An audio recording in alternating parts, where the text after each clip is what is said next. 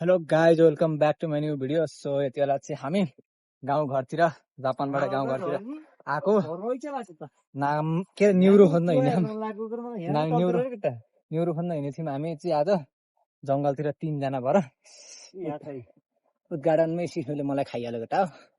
अरू त कुरा छोडौँ, सिस्नुले खाइहाल्यो। टिपै टिप केटा, राख्ने प्लास्टिक छ कि न? निकाल भाइ निकाल अब। सो हामी चाहिँ न्युरो भाँच्दैछौँ मजाले। सो यता हाम्रो साथी एकजना, म एकजना डन विदेशी मान्छे। सो अब त्यहाँ सिस्नुले खान सक्छ, डर छ। सो लासिस हामी चाहिँ प्लास्टिकका न्युरो हाल्दैछौँ। सो हेर्न सक्नुहुन्छ। अब हामी एकछिनपछि यो जङ्गल पुरै चाल्ने भनेर आएको हौँ। सो अब हेर्दै गर्नु होला गाइज। हाम्रो न्युरो हेर्नुमा एकजनाले खोज्दै हुनुहुन्छ, त्यति धेरै बनाउनु भयो। हामी चाहिँ यहाँ न्युरो खोज्ने जङ्गलभित्र यस्तो यस्तो छौँ। सब टिप छुन्ने यता घर बाबाको छुन्ने। सो हामी चाहिँ न्युरो टिप्न आएको छौँ। भिरालो पाहा यस्तो बाटो छ, कसरी ओर्लिने है। 3 जना माथि 2 जना माथि छन्, म चाहिँ तल तल। पानी बगेछ खोला नालातिर। सो अब न्युरो टिप्न एकदम साह्रो होला।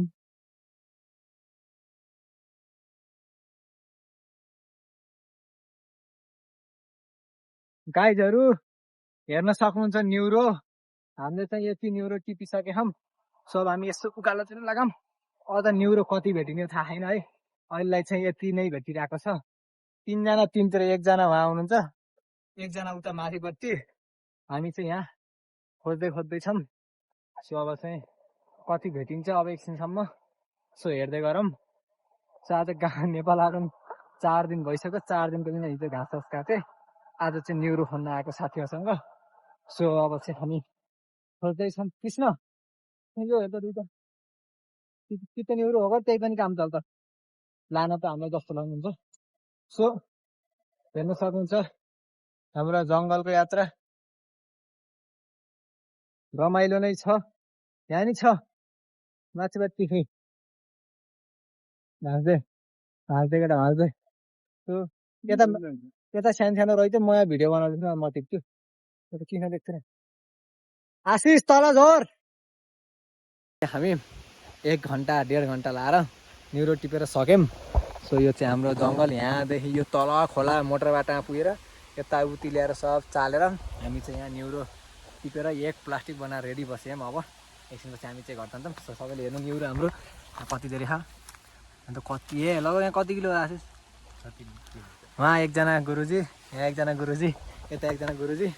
सो 3 जनाले जस्तै खुट्टाको हालत, उहाँ हेर्नसँग खुट्टाको हालत कस्तो। गाउँ गएर आएपछि त्यस्तै पाँड साँड भिज्यो, पुरै भिज्यो। त्यस्तै पर।